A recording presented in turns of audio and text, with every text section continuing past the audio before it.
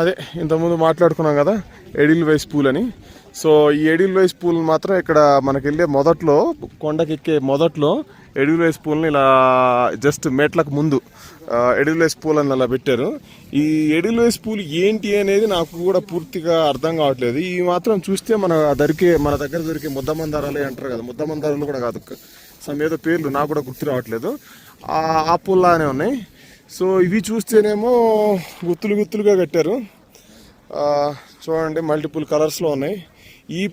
ఇవి మాత్రము నేను కలర్ వేసారు అనుకున్నా, కలర్ కావడం కాదు. ఇది ఒక రకం కలర్లో దొరికే పూలు, ఇది ఒక రకం కలర్లో దొరికే పూలు, ఇది ఒక రకం.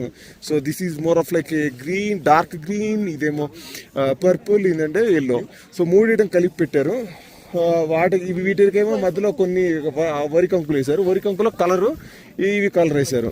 వీటికి మళ్ళీ మధ్యలో కొన్నిట కలర్ వేశారు, కొన్నిట కలర్ వేయలేదని చెప్తున్నారు. నాకైతే ఎంతవరకు నమ్మాలో అర్థం కావట్లేదు. ఇక్కడ చూస్తే చూడండి, క్లియర్గా మనకు కలర్ కనపడుతుంది, ఇక్కడ కూడా క్లియర్ కలర్ కనపడుతుంది.